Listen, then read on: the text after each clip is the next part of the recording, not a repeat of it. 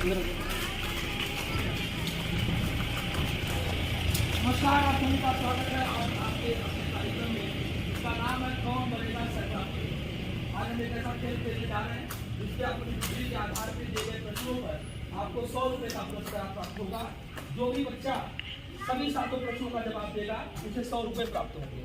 उसके लिए 5 कंटेस्टेंट हमारे पास हैं, उनमें से हमें एक कंटेस्टेंट को चुनना है। उसके लिए एक छोटी सी परीक्षा है। जो सबसे पहले उन 5 सवालों के जवाब देगा वही इस हार्ड सीट पे बैठेगा। जब हम बोलेंगे प्रश्न शुरू करने के लिए तभी प्रश्न शुरू करना है। 1 मिनट का समय आपके पास। चलिए रेडी, केवल ट्रिक लगाना है जल्दी से।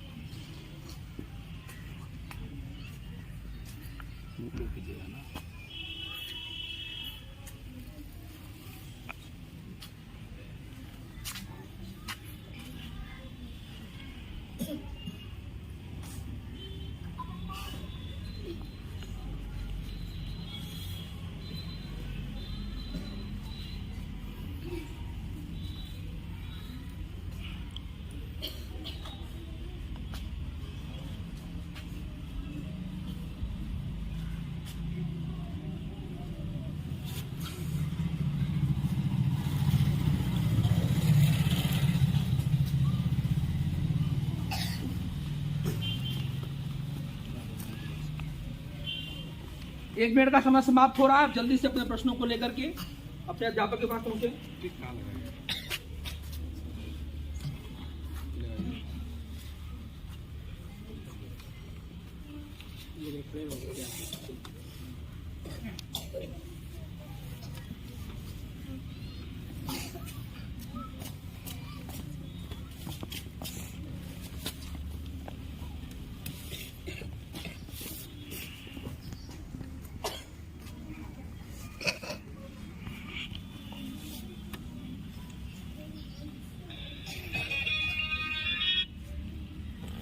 जैसा कि हम देख पा रहे हैं, सबसे पहले विनय कुमार पहुंचे थे और कितना नंबर इनको मिला है? कितने नंबर? 5। 3 सवाल इनके सही हैं। दूसरे नंबर पे रिया पहुंची थी, कितना नंबर मिला इनको? 4 नंबर।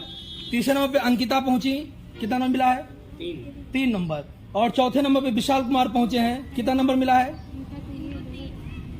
और अमन कुमार को भी 3 नंबर। विनय को भी 2 नंबर। तो इस हिसाब से हार्ड सीट के विजेता है रिया वर्मा। जोरदार तालियों से स्वागत करिए रिया वर्मा। जल्दी आ जाओ। एक बार पुनः इनका स्वागत करिए। आज के हार्ड सीट की विजेता हैं अमन को भेजिए।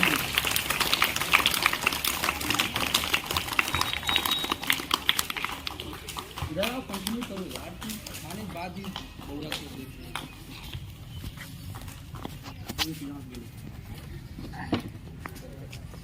चलिए अब हम आज के इस खेल की शुरुआत करते हैं जिसका नाम है कौन बनेगा सैकड़ापति। तो बताइए रिया जी, आपको यहाँ पहुंच के कैसा महसूस हो रहा है? अच्छा फीलिंग। आप 5 लोगों में से चुन करके यहाँ आई हैं, तो मैं उम्मीद करता हूँ कि आप अपनी बुद्धि का सही प्रयोग करके इन 7 प्रश्नों का जवाब देंगी और आज 100 रुपये का धनराशि आपको प्राप्त होगा। तो चलिए आज का हम खेला शुरू करते हैं। सबसे पहला सवाल जो आपके सामने है, बहुत सोच समझ के जवाब दीजिएगा। इसके पहले कुछ और नियम है इस खेल के जो मैं आपको बता दूं। 3 लाइफ लाइन आपके पास है। 3 लाइफ लाइन में एक है 50-50। अगर आपको किसी प्रश्न में 4 विकल्प में से ऐसा लगता है कि ये 2 तो नहीं है लेकिन इस 2 में से कोई एक हो सकता है, तो वो 2 विकल्प मेरे द्वारा हटा दिए जाएंगे। तो 50-50 का एक ऑप्शन है। दूसरा, एक आपके सामने हमारे अतिथि हैं, ये एक्सपर्ट की भूमिका में है। एक प्रश्न का जवाब आप इनसे पूछ सकते हैं। अगर ये आपको सही जवाब देंगे तो उस प्रश्न का की धनराशि जो होगी वो आपको मिल जाएगी। और एक आप ऑडियंस पोल में जो भी बच्चे यहाँ उपस्थित हैं उनसे आप अपने प्रश्न का सवाल पूछ सकती हैं। अगर आपको लगता है कि मुझे उनके दिए गए उत्तर के साथ जाना चाहिए तो आप बिल्कुल उनके साथ जा सकते हैं। तो आज का पहला सवाल आपके सामने, ताजमहल कहाँ स्थित है? पहला सवाल है, ताजमहल कहाँ स्थित है? और आपके ऑप्शन है ए दिल्ली, बी लखनऊ, सी आगरा और डी कानपुर। सोच समझ के जवाब दीजिएगा। और आपका पड़ाव हमने तय कर दिया है 50 रुपए का, जो चौथा प्रश्न है वो पड़ाव आपका है। तो पहले सवाल का सोच समझ के जवाब दीजिएगा। ताजमहल कहाँ स्थित है? दिल्ली, लखनऊ, आगरा या कानपुर? अगर आपको लगता है कि हम इस प्रश्न का जवाब नहीं जानते हैं या थोड़ा सा भी कंफ्यूजन है, तो आपके पास 3 लाइफ लाइन है, आप उसका प्रयोग कर सकते हैं। अगर आपको लगता है कि इस सवाल का जवाब हमें नहीं आता, तो या तो एक्सपर्ट से या 50-50 में अगर कोई कंफ्यूजन हो, या ऑडियंस पोल के द्वारा।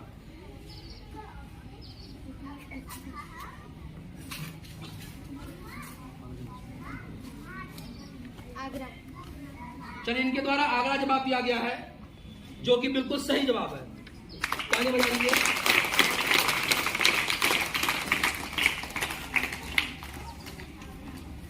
आज का दूसरा सवाल आपके सामने, क्षेत्रफल की दृष्टि से दुनिया का सबसे बड़ा देश कौन सा है? ध्यान दीजिएगा, जनसंख्या की दृष्टि से नहीं, क्षेत्रफल की दृष्टि से दुनिया का सबसे बड़ा देश कौन सा है? आपके ऑप्शन है ए भारत, बी चीन, सी अमेरिका और डी रूस।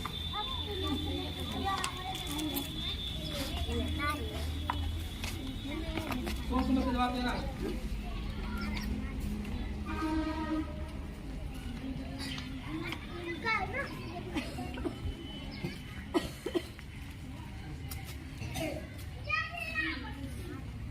इन्होंने जवाब दिया है डी रूस, जो कि बिल्कुल सही जवाब है।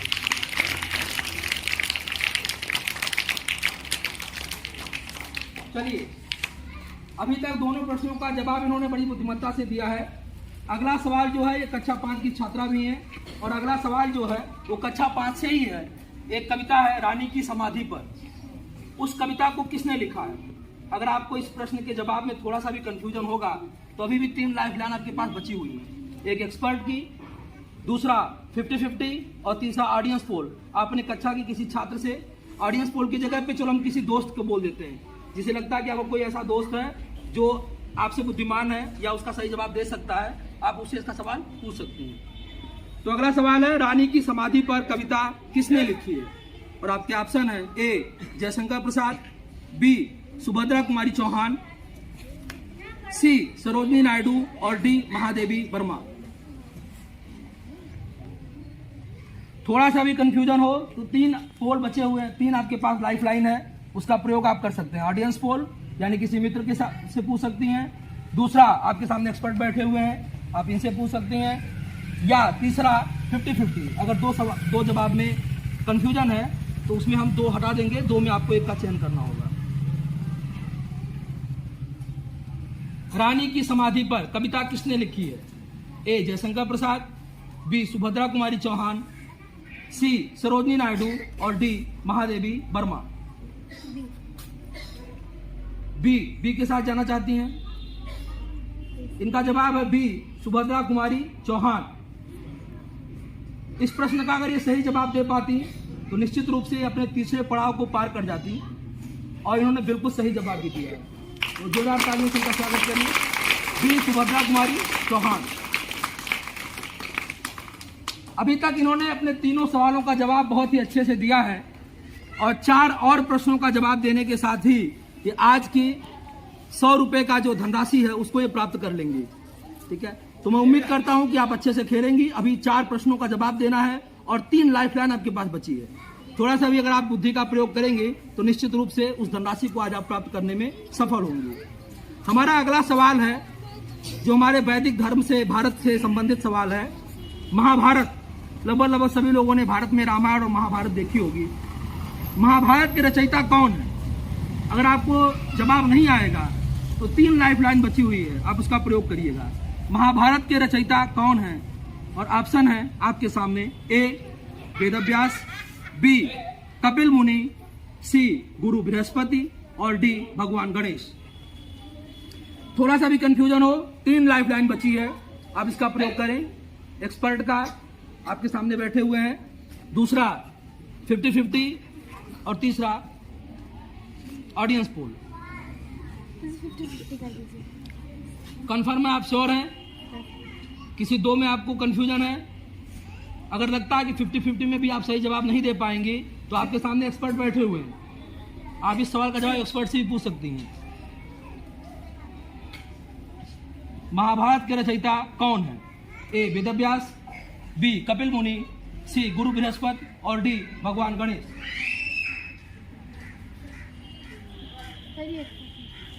चलिए, इन्होंने अपना ये सवाल जो है एक्सपर्ट को ट्रांसफर कर दिया है।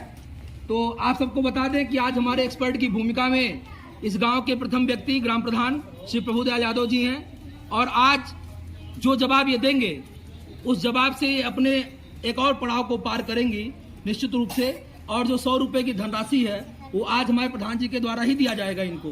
तो एक बार हम सब लोग अपने मुख्य अतिथि का स्वागत कर दें, उसके बाद तालियों से। तो बताइए प्रभुदयाल यादव जी, सबसे पहले तो आपका बहुत बहुत स्वागत है आज के इस कार्यक्रम में। निश्चित रूप से आपके इस प्रांगण में, आपके ग्राम सभा में एक कार्यक्रम है और आप यहाँ बच्चों का उत्साहवर्धन करने के लिए आए हैं, इसके लिए आपका बहुत बहुत अभिनंदन है।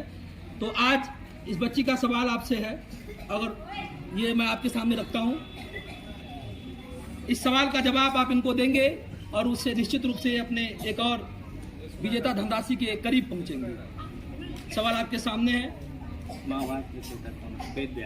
महर्षि वेदव्यास। तो जैसा कि आपके एक्सपर्ट ने बताया कि महाभारत के रचयिता महर्षि वेदव्यास जी हैं, अगर आपको लगता है कि आपको अपने एक्सपर्ट के जवाब के साथ जाना चाहिए तो आप इसका जवाब दे सकती हैं।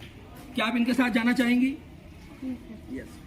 चलिए, तो ये तालियां इनके लिए नहीं बल्कि हमारे मुख्य अतिथि के लिए, क्योंकि बिल्कुल सही जवाब है महाभारत के रचयिता महर्षि वेदव्यास है। एक बार जोरदार तालियां।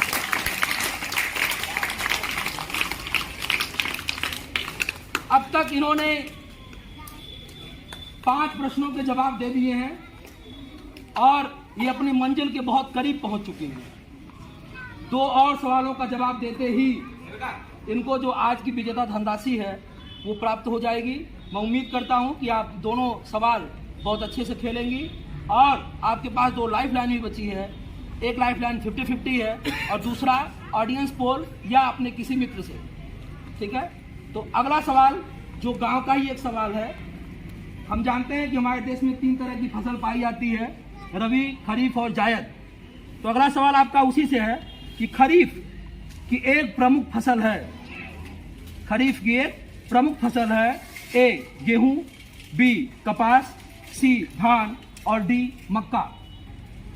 सोच समझ के जवाब दीजिएगा। अगर आपको कोई कंफ्यूजन हो तो आप 50-50 का प्रयोग करिए या अपने किसी मित्र से इसका सवाल पूछ सकते हैं।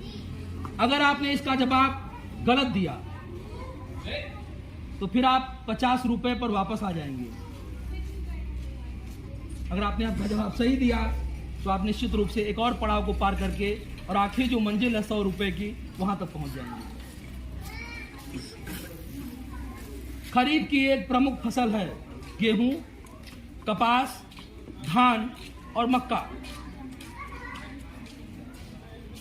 अगर थोड़ा सा भी कंफ्यूजन है तो आप किसी अपने किसान मित्र से पूछ सकते हैं जिनके यहाँ घर खेती किसानी होती होगी, उसका इसका जवाब जरूर पता होगा। ठीक है, या 50-50 के साथ जा सकते हैं।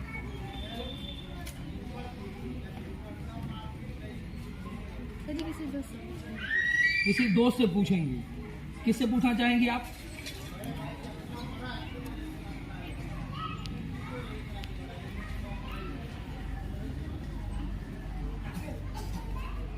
जल्दी बोलो, किससे पूछना चाहोगे? जल्दी बोलो बेटा, किसी एक से पूछना, जल्दी पूछो। अंकिता से। तो अंकिता जी, आपको इसका जवाब देना है। धान। चलिए, इन्होंने प्रश्न पहले ही सुन लिया था, इन्होंने जवाब दे दिया है धान। क्या लगता है आपको जवाब इनका सही है? आपके पास कोई विकल्प भी नहीं है, आपको इसकी जानकारी भी नहीं थी, तो जो उन्होंने जवाब दिया क्या आप उसके साथ जाना चाहेंगे? तो अंकिता जी ने बताया है कि इस प्रश्न का जवाब है धान। बहुत ही सही जवाब है। बहुत बहुत धन्यवाद, बहुत बढ़िया खेला। और चलिए अब आज का आखिरी सवाल। इस सवाल का जवाब देते ही आज की जो धनराशि है वो उसके विजेता के तौर पे इनको चुन लिया जाएगा। और आखिरी जो सवाल है, माफ करिएगा, इसके पहले एक और सवाल है। अभी 2 सवाल बचा हुआ है। एक सवाल है इनका जो इनके सामने है।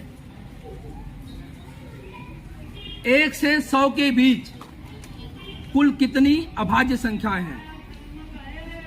How many prime numbers are between 1 to 100? 1 से 100 के बीच में कितनी अभाज्य संख्याएं हैं? और आपके पास केवल एक ऑप्शन बचा है लाइफलाइन का, 50-50। अगर आपको सही जवाब पता है तो आप सही जवाब दीजिए, अन्यथा आप अपने लाइफलाइन का प्रयोग करिए। या अगर आपको लगता है कि इसका आपको सही जवाब नहीं मालूम है तो आप इस गेम को यहीं क्विट कर सकती हैं। क्विट करने पर आपको 50 रुपए की धनराशि प्राप्त हो जाएगी और गलत जवाब देने पे आपको केवल 10 रुपए की धनराशि दी जाएगी। 1 से 100 के बीच कुल कितनी अभाज्य संख्याएं हैं? Option A 20, option B 25, option C 15 और ऑप्शन डी 23। इन्होंने जवाब दिया है ऑप्शन बी यानी कि 25। अभी तक आपने बहुत अच्छा खेला। निश्चित रूप से जैसे क्रिकेट में फाइनल के पहले एक सेमीफाइनल होता है, यह प्रश्न बिल्कुल सेमीफाइनल की तरह था। एक सही जवाब और आप अपने आखिरी पड़ाव पर, और एक गलत जवाब यानी आप फिर से 0 पर चलिए इनको बधाई, इन्होंने बहुत सही जवाब दिया है। बहुत बहुत धन्यवाद। चलिए अब आज का आखिरी सवाल जो 100 रुपए के लिए वो आपके सामने है। चटका, चटका शब्द का अर्थ है, चटका जो कि एक संस्कृत का शब्द है, उसका अर्थ है ए कौवा, बी चींटी, सी चिड़िया और डी चावल। सोच समझ के जवाब देना है। एक लाइफ लाइन भी आपके पास बची हुई है 50-50। एक सही जवाब और 100 रुपए की धनराशि आपके हाथ में। सोच समझ के जवाब देना है। चटका शब्द का अर्थ है ए कौवा, बी चींटी, सी चिड़िया और डी चावल।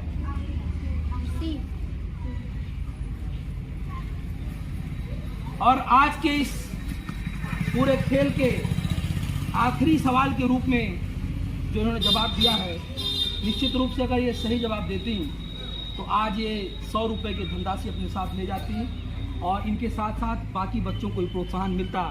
और निश्चित रूप से उन्होंने ऐसा काम भी किया है। बहुत सही जवाब, बिल्कुल सही जवाब है। और इसी के साथ ये जीत चुकी है आज के इस खेल की धनराशि 100 रुपए की, जो हमारे प्रधान जी के द्वारा इनको दिया जाएगा। मैं चाहूँगा हमारा पूरा विद्यालय स्टाफ आ जाए और इनको धनराशि के साथ हम लोग